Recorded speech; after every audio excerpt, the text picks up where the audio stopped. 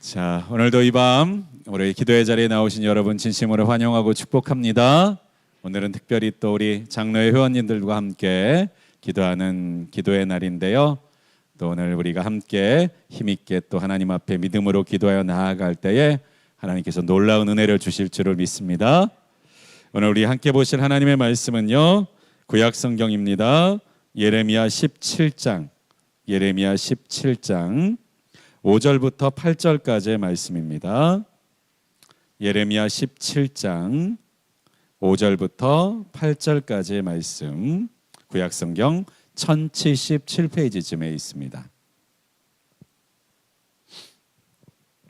예레미야 17장 5절부터 8절까지의 말씀, 5절부터 8절까지의 말씀, 구약성경 1077페이지쯤에 있습니다. 찾으신 줄 알고 우리 한 절씩 교독하여 읽도록 하겠는데요. 17장 5절을 제가 먼저 시작하도록 하겠습니다. 여호와께서 이와 같이 말씀하시니라. 무릇 사람을 믿으며 육신으로 그의 힘을 삼고 마음이 여호와에게서 떠난 그 사람은 저주를 받을 것이라.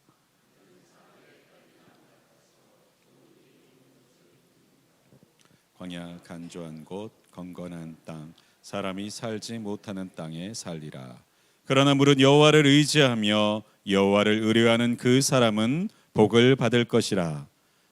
물가에 심겨진 나무가 그 뿌리를 강변에 뻗치고 더위가 올지라도 두려워하지 아니하고 그 잎에 청청하며 가뭄은 해도 걱정이 없고 결실이 그치지 아니함 같으리라.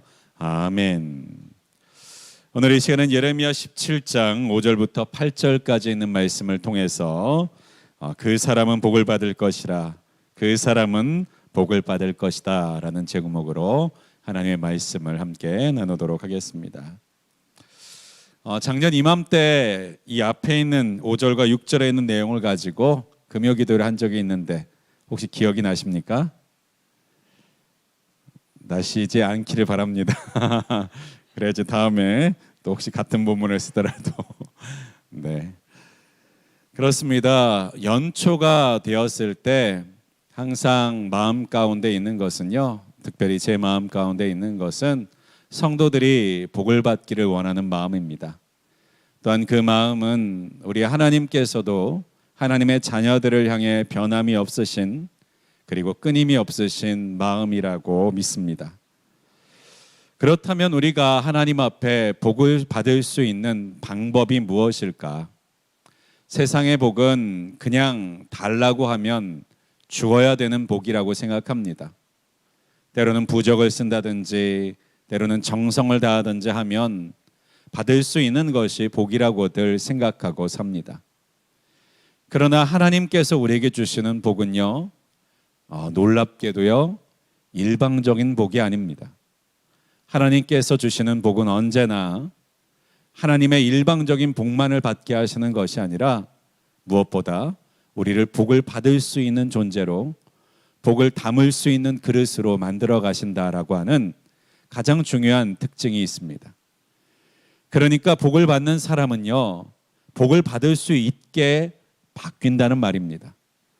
복을 받는 사람은, 특별히 하나님의 복을 받는 사람은요, 복을 받을 수 있게 하나님께서 생각을 바꾸시고 마음을 바꾸시고 행동을 바꾸시고, 그리고 그 입술의 표현과 그 입에서 흘러나오는 말을 바꾸신다는 것입니다. 그럼 우리가 이렇게 생각할 수 있습니다. 그러면 하나님께서 굳이 바꿔주시지 않아도 내가 바꾸면 되는 것 아닙니까? 내가 내 의지를 가지고 그렇게 살면 되는 것 아닙니까? 라고 말할 수 있지만요, 안타깝게도 우리가 가지고 있는 죄성과 우리가 지금까지 살아온 죄의 관성은 우리가 마음으로는 원이로되 육신으로 약하여서 그 일을 하지 못하도록 계속해서 좌절하게 만들고 낙심하게 만듭니다. 그래서 우리는 어떻게 하면 복을 받는지를 알면서도 그렇게 살지 못하는, 어쩌면 영적인 비참함을 경험하게 될 때가 있고, 이렇게 살면 하나님께서 축복하신다는 사실을 알면서도 그 길을 걷지 못하는 문제에 부딪히게 됩니다. 그래서 하나님께서는 우리에게 성령 하나님을 보내주십니다. 성령을 성경에서는 보혜사라고 말씀하시죠. 보혜사가 무엇입니까? 간단하게 말하면 돕는 자라고 하는 것입니다.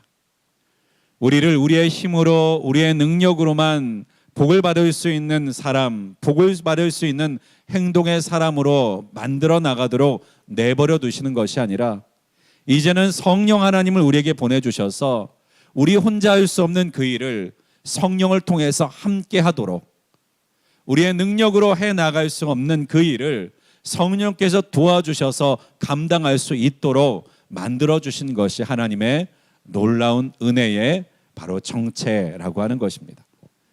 예수 그리스도의 십자가는요, 우리의 모든 죄를 용서하시고 사하여 주신 것으로 끝난 것이 아닙니다.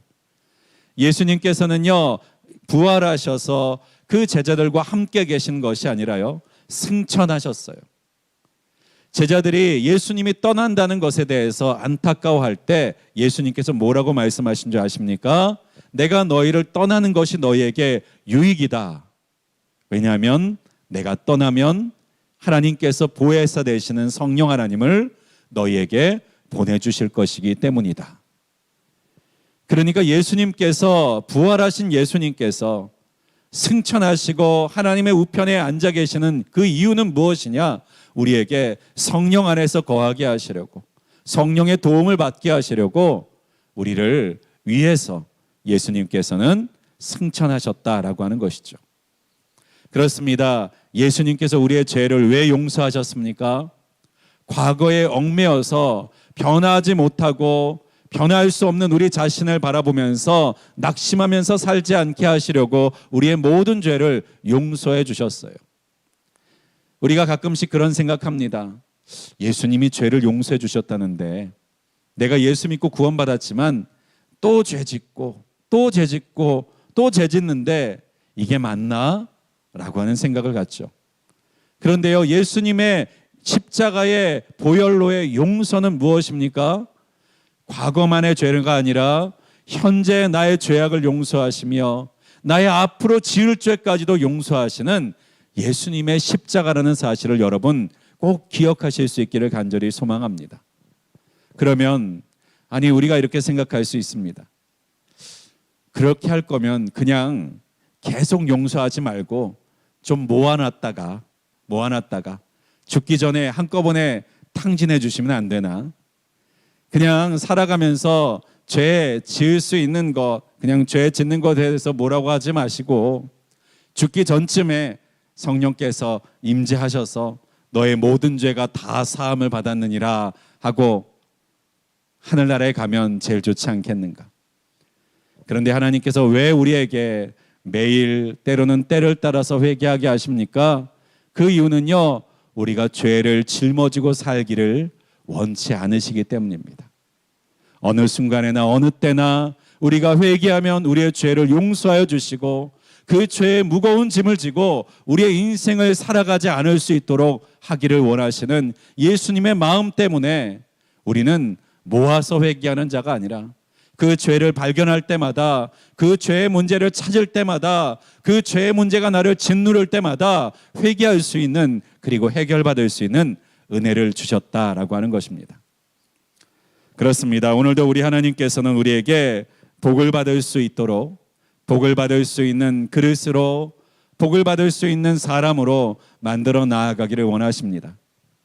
그래서요, 성경은 언제나 우리에게 말씀하시는 가운데 특별히 신명기에도 이렇게 말씀합니다. 내가 복과 저주를 너희 앞에 두나니. 그러니까요, 하나님은요, 언제나 복과 저주를 우리 앞에 두시는 분이십니다. 그러면 하나님은 우리를 어떻게 만드시는 분이십니까?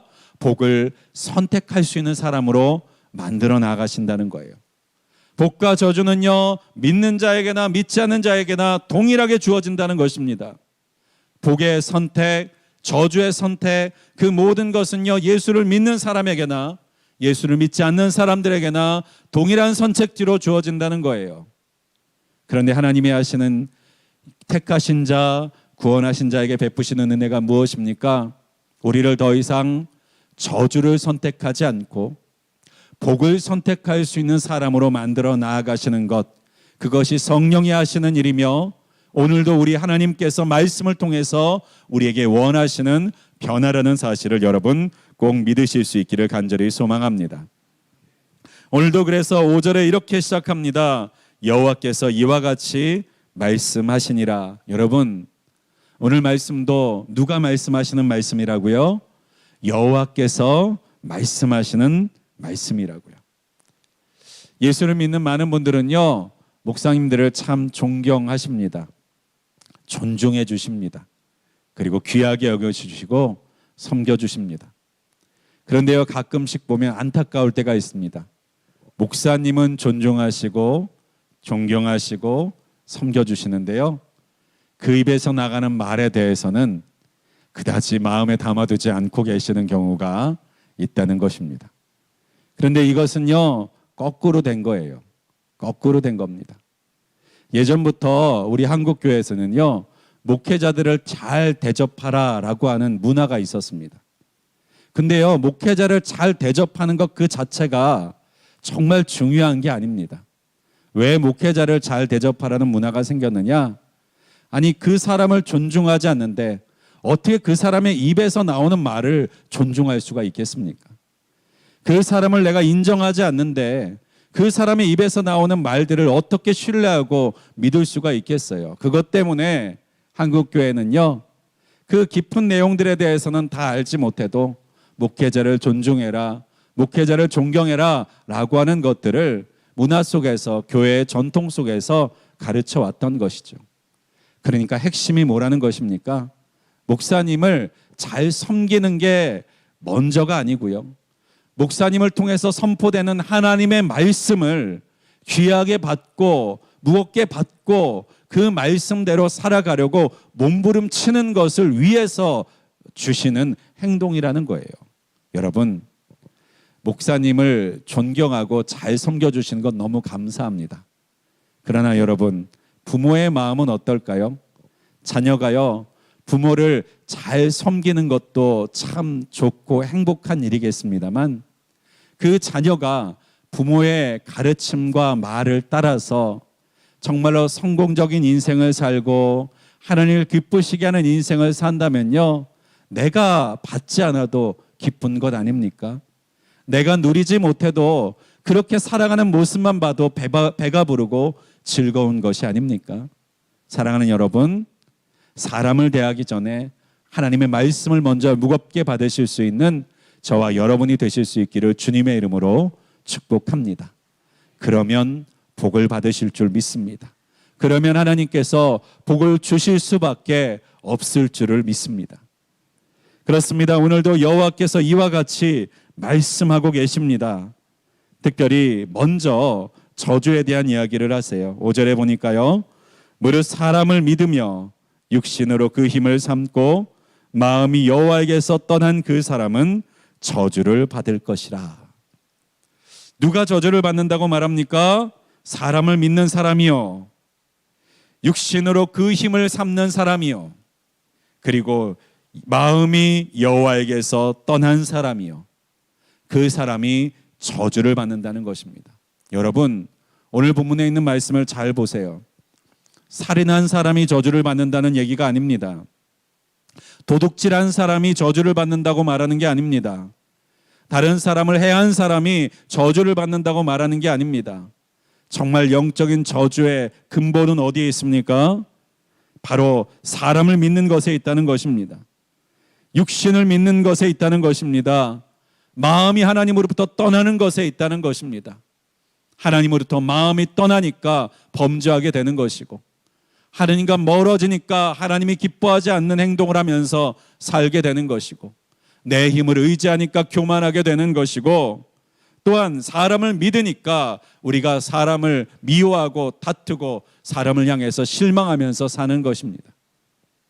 우리 늘빗에 있는 모든 성도들 가운데에서는 저주받을 제목들이 아니라 복받을 제목들이 날마다 넘치시는 귀한 하나님의 사람들이 되실 수 있기를 주님의 이름으로 축복합니다. 그 저주받는 인생의 모습을 6절에 보니까요, 사막의 떨기나무로 표현하고 있습니다. 사막의 떨기나무가 뭐냐? 가끔 영상 같은 데서 보신 적이 있을지 모르겠어요. 광야나 사막에 보면요, 가지만 앙상하고 잎조차 제대로 달려져 있지 않은 식물들이 그 광야 마른 땅 가운데서 군데군데 자라고 있는 것을 우리가 혹시 보신 적이 있을지 모르겠습니다. 그게 바로 떨기나무입니다.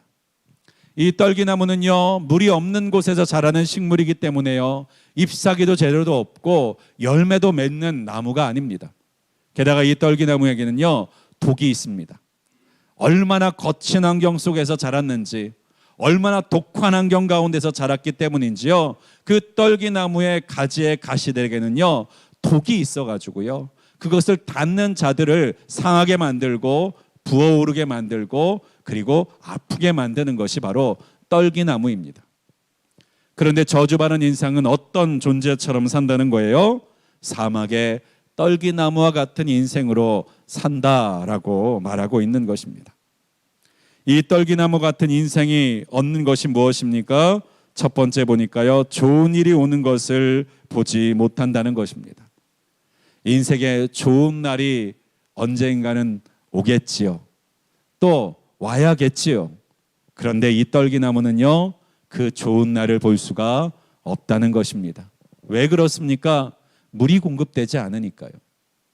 그 영양분이 제대로 공급되지 않기 때문에 떨기나무는요, 좋은 날이 올 것을 보는 나무가 아니라 버티는 나무일 뿐이고, 그저 살아남는 나무일 뿐이고, 그저 그 자리를 지키고 있는 나무일 뿐이라는 것입니다. 좋은 날을 볼 수 없는 나무라는 것이죠. 저주받은 사람의 인생이 무엇입니까? 바로 그런 떨기나무와 같은 인생이 된다는 거예요. 또 어떤 곳이 됩니까? 광야 간조한 곳, 건건한 땅, 사람이 살지 않는 땅에 살리라. 사람이 살지 않는 땅이라는 것은 무슨 뜻입니까? 열매가 맺어지지 않는 땅이라는 거예요. 생명이 없는 땅이라는 것입니다.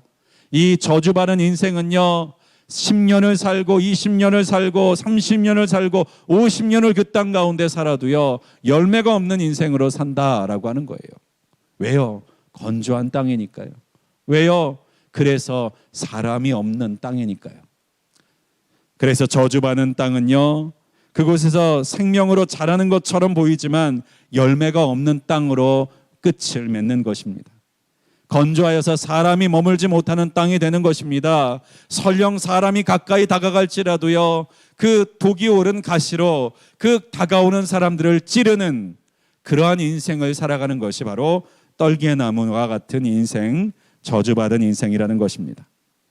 반면에 오늘 7절은 복을 받는 사람에 대한 이야기가 나옵니다. 우리 7절에 있는 말씀에 보니까요, 이렇게 말씀합니다. 그러나 무릇 여호와를 의지하며 여호와를 의뢰하는 그 사람은 복을 받을 것이라. 아멘. 여호와를 의지하며 여호와를 의뢰하는 그 사람을 받을 것이라. 의지하다, 의뢰하다, 이 히브리어 원어를 살펴보면요, 그 뜻의 의미는요, 기대다라고 하는 뜻입니다. 여러분, 우리가 스스로 서 있는 것이 힘들 때면 무엇이 있어야 됩니까? 지팡이나 막대기가 있으면 좋죠. 특별히 우리가 산을 오를 때에도요, 가끔 보면요, 이 폴대 같은 것을 가지고 올라가시는 분들이 있더라고요. 이게 그냥 올라가는 것보다요, 지팡이를 짚고 올라가면 한결 수월하게 올라갈 수가 있다고 합니다. 그래요, 똑같은 길을 가더라도요, 의지할 수 있는 것이 있으면요, 지지할 수 있는 것이 있으면요, 기댈 수가 있으면요, 그 길이 한결 더 수월한 것이고, 수월하다는 것은 그저 오르기 위해서만 애쓰는 인생이 아니라 주변을 돌아볼 수 있는 인생이 되는 것이고, 그 경치와 아름다운 풍광들을 바라보면서 올라갈 수 있는 인생이 된다는 것이죠. 그렇습니다. 여호와를 의지하며 여호와를 의뢰하는 그 사람은 복을 받을 것이라.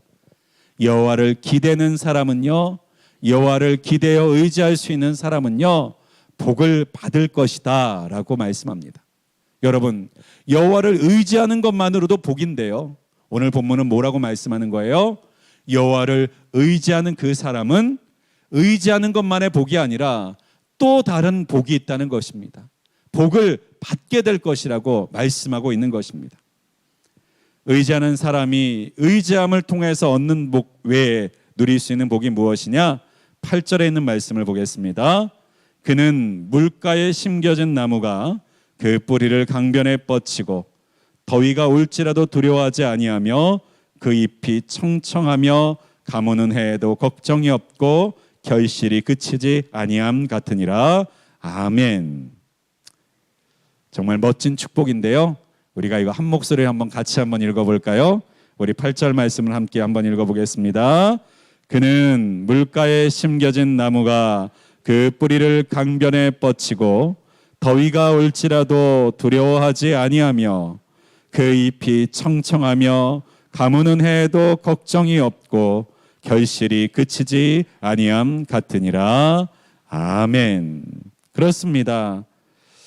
그 복을 받을 사람을 오늘 떨기나무와 대조해서 어떤 것으로 표현하고 있느냐? 물가에 심겨진 나무, 물가에 심겨진 나무라고 표현하고 있어요. 이 물가에 심겨진 나무는요, 시편 1편에서도 우리에게 말씀하고 있는 복에 대해서 이야기할 때 바로 이 이야기를 해요. 시편 1편에도요, 그 물가에 심겨져 있는 나무의 축복에 대해서 어떻게 표현하고 있습니까? 네, 때를 따라 열매를 맺을 것이다. 때를 따라 열매를 맺을 것이다. 그렇습니다. 우리 하나님을 의지하는 사람에게 하나님께서 주시는 축복은 무엇이냐? 물가에 심겨진 나무와 같이 그 뿌리에 계속해서 은혜가, 물이, 축복이 공급되니까요. 첫째는 두려워하지 않게 하고, 두 번째는 걱정이 없게 하고, 셋째는 결실이 그치지 아니하게 하신다라고 말씀하고 있습니다. 여러분, 어떤 때 두려워하지 않을 수 있습니까? 우리가 많은 것을 가지고 있으면 두려워하지 않을 수 있습니까? 예전에 그 복권 중에 복권이 두 종류가 있더라고요.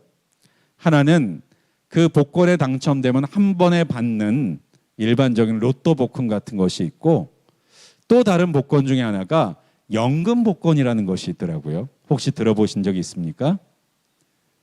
모른 척하고 계시는 것 같은데요. 네, 연금 복권이라는 게 있습니다. 연금 복권은요, 한꺼번에 돈을 받는 게 아니라요, 매달마다 그 몇백만 원씩 그 복권 당첨액을 계속해서 받는 복권이더라고요. 여러분, 우리가요, 한 번에 받는 것이 행복할까요? 계속해서 받는 것이 행복할까요? 우리 생각에는요, 한 번에 받는 게 이익이라고 생각합니다. 네, 경제적으로는 이익이 될 수도 있습니다.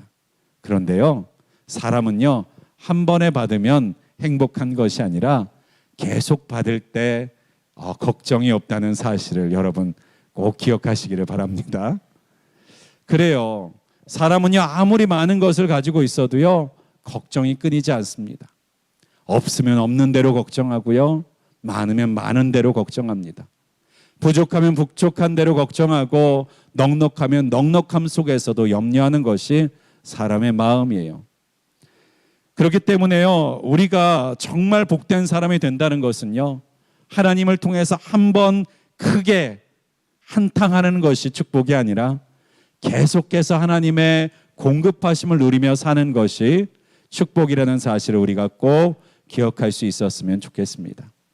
그런데 하나님이 우리에게 정말 주시고 싶은 복이 뭐라는 거예요? 물가에 심겨진 나무와 같이 계속해서 그 뿌리에 은혜와 능력과 축복을 공급하심으로 인하여서 날씨와 상관없이, 계절과 상관없이, 어떤 메마름 상황 가운데서도 상관없이 공급하시는 하나님의 은혜를 통해서 걱정 없이, 염려 없이 살아가게 하시는 것, 그것이 바로 우리 하나님께서 우리에게 주시고자 하는 복이라고 하는 사실을 여러분 믿으실 수 있기를 간절히 소망합니다. 그렇습니다. 우리 하나님께서는요, 그래서 우리에게 말씀하십니다. 특별히 마태복음 가운데서도 우리에게 뭐라고 말씀하시느냐? 먹는 것과 입는 것으로 염려하지 말아라.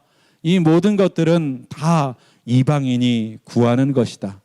너희는 그런 것에 대해서 걱정하지 말고 먼저 그의 나라와 그의 의를 구하라. 그리하면 그 모든 것들은 내가 너희에게 더하여 줄 것이다 라고 말씀하고 계십니다.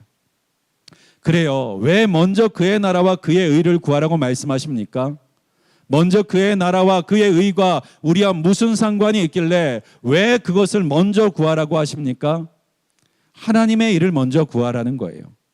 하나님의 일을 먼저 구하면 하나님께서 하나님의 일 때문에 우리를 공급하실 수밖에 없고, 그 하나님의 공급하심 때문에 우리가 모든 것에 채움을 받게 된다라고 말씀하시는 바로 형통의 비결이 바로 이 마태복음 가운데 말씀하고 있는 축복의 방법이라는 사실을 여러분 꼭 잊지 마시기를 간절히 소망합니다. 우리는 때로는 구할 때에요, 하나님의 나라와 하나님의 의를 위한 생각을 하지 못하고 내 필요, 내 어려움들을 채우는 것에만 초점을 맞추고 기도할 때가 있습니다. 그러면요, 하나님의 입장에서는요, 어떻게 될까요? 내가 너에게 왜 그것을 채워줘야 되니? 라고 물어보셔야 한다는 거예요. 내가 그것을 왜 채워줘야 되니? 내가 지금 먹을 것이 있고 입을 것이 있는데 내가 그것보다 왜 더 채워줘야 되니? 라고 하시는 물음에 우리는 대답할 것이 있어야 된다는 것입니다. 그러면 뭐라고 대답하시겠어요? 하나님, 더 주셔야 걱정이 안 될 것 같습니다. 더 쌓아놔야 우리가 염려가 안 될 것 같습니다. 라고 말씀하시면 여러분, 하나님이 뭐라고 대답하실 것 같아요? 더 주시기보다는요, 왜 믿음이 없느냐고 오히려 혼나실 것 같은데요. 그럼 우리에게 있어서 왜 하나님께 더 필요한 것에 대해서, 더 넉넉한 것에 대해서, 우리가 일용할 양식을 제외한 다른 것에 대한 우리와 간구와 기도가 있어야만 하겠습니까? 그 바로 이유가 먼저 그의 나라와 그의 의를 구해야 하기 때문이라고 말해야 된다는 거예요. 여러분, 쪽지피의 강사가 밑줄을 치는 것처럼요, 여러분 기도하고 간구하실 때 방금 드린 이 말씀에 밑줄을 꼭 마음에 쳐두시기를 간절히 소망합니다. 내 걸 채워주세요라고 하는 말에 하나님은요, 그거 욕심 아니니? 라고 물어보실 겁니다. 그래서 우리는요, 내 것을 채우기 위해서 애쓰는 자가 아니라 하나님의 나라를 위해서 채우고 준비하는 사람이 되어야만 합니다. 그럼 하나님의 나라와 그 의를 위해서 채워 나가는 것이 나의 무슨 유익이 있습니까? 라고 물어보실지 모르겠습니다만, 하나님은요, 하나님의 일을 위해서 수고하는 자들을요, 먹이지 않으시는, 입히지 않는 하나님이 아니세요. 구약 성경에는 이런 말이 있습니다. 일하는 소의 입에 망을 씌우지 말아라. 이 말이 무슨 말이냐면요, 당시에 농사나 추수를 할 때 이 소를 이용해서 농사를 짓지 않았습니까? 그러면요, 추수를 할 때 밭에 그 곡식의 나달들이 떨어지거나 하면요, 소들이 그것을 지나가면서 집어먹었다는 거예요. 그런데 농부의 입장에서는요, 그 소들이 집어먹는 것이 아까워서 그 입에 망을 씌우는 경우가 있었습니다. 근데 하나님께서는요, 그 입에 망을 씌우지 말라라고 말씀하시는 거예요. 일을 하는 자에게 그것을 통해서 얻는 것, 먹는 것은 하나님께서 허락하시는 것이라고 말씀하고 계시는 것입니다. 그렇습니다. 우리의 인생과 삶 가운데서도요, 내 것을 채워서 내 것을 먹으려고 하지 마시고 하나님의 나라와 의를 위해서 살아가실 때 그 안에서 공급되는 것을 먹고 사시는 분들이 되실 수 있기를 주님의 이름으로 간절히 축원드립니다. 그래서 하나님께서는 오늘도 우리에게 물가에 심겨진 나무와 같이 그 더위가 올지라도 두려움이 없고 청정하며 가무는 해에도 걱정이 없이 결실을 맺어 나아가는 사람으로 우리를 만들어 가기를 원하십니다. 우리만을 위해서가 아니라요, 하나님의 일을 위해서, 하나님의 나라를 위해서 하나님의 뜻을 이루어갈 수 있도록 우리를 그렇게 만들어 나아가기를 원하시는 하나님. 여러분, 복은 그것을 위해서 주시는 것입니다. 우리로 부유한 것을 자랑하게 하시려고 주시는 것이 아닙니다. 다른 사람보다 높은 자리에 올라가서 내려다보게 하시려고 주시는 것이 복이 아닙니다. 바로 하나님의 나라를 위해서 사용할 수 있는 것을 갖게 하려고 하시는 것이 하나님이 주시는 복이에요. 여러분, 아브라함 복 받았지 않습니까? 이삭도 복 받지 않았습니까? 야곱도 복 받지 않았습니까? 특별히 물질의 복도 받지 않았습니까? 여러분, 아브라함이 왜 물질의 복을 받았는가요? 이삭이 왜 물질의 복을 받았는가요? 야곱이 왜 물질의 복을 받았는가요? 그것을 통해서 하나님의 약속이 이루어지게 하시기 위함입니다. 여러분, 생각해 보세요. 아들이 12명이면 먹고 살 게 있어야 되지 않겠습니까? 하나님께서 그 아브라함의 자손들을 큰 민족으로 바다의 모래알같이 하늘의 별과 같이 하나님께서 많이 만드시려면요, 어떻게 하셔야겠어요? 먹고 사는 게 힘든 흥부집에서 자식을 많이 낳겠습니까? 삶이 여유가 있고 넉넉해져야지 그 민족이 융성해지고 왕성해지는 것 아니겠습니까? 하나님이 왜 아브라함에게 물질의 복을 주시는 거예요? 그 민족을 번성하게 하시는 약속을 지키게 하시려고요. 이삭과 야곱에게 왜 그 물질의 축복을 주신 것입니까? 하나님께서 약속하신 축복을 이룰 수 있도록 만드시려고 주시는 복이 바로 아브라함과 이삭과 야곱에게 주셨던 축복이었다는 거예요. 여러분 안에 하나님께서 이루시고자 하는 비전이 있으시기를 주님의 이름으로 축복합니다. 그 비전 때문에 하나님은 여러분에게 복을 주실 것입니다. 하나님을 향한 여러분 마음 가운데 소망이 있으시기를 간절히 소망합니다. 그 소망을 이루시게 하시기 위해서 하나님께서는 여러분을 축복하실 줄 믿습니다. 오늘 우리가 기도할 때 하나님 내게 무엇을 주세요 라고 말할 때 우리의 우선순위가 있다면요, 물가에 심겨진 나무와 같은 축복을 주세요 라고 하는 우리의 간구를 당당하게 외칠 수 있으려면요, 우리 안에는요 그것을 통해서 이루어 나아갈 비전이 있어야 된다는 것입니다. 소망이 있어야 된다는 거예요. 하나님이 주신 꿈이 있어야지만 그것을 당당하게 요청할 수 있다라고 하는 것입니다. 오늘 이 밤에도 우리가 기도하며 나아갈 때에 하나님, 우리에게 하나님을 위해서 살아갈 수 있는 비전을 주십시오. 하나님께서 우리에 맡기시는 소망을 주십시오. 하나님께서 나를 통해 일하시고자 하시는 꿈을 주십시오. 때로는 내게 주시지 않으셔도 다윗과 같이 말씀하지 않으셨던 성전을 내가 건축하고 싶습니다 라고 담대하게 외치면서 하나님께 고백했던 그 다윗과 같은 영적인 욕심을 가지실 수 있기를 주님의 이름으로 축복합니다. 그것 때문에 하나님께 복받는 분들이 되실 수 있기를 축복합니다. 그 소망 때문에 하나님께서 여러분에게 은혜를 공급하여 주시고 능력을 공급하여 주시고 복을 머물게 하시기를 주님의 이름으로 간절히 축원드리겠습니다.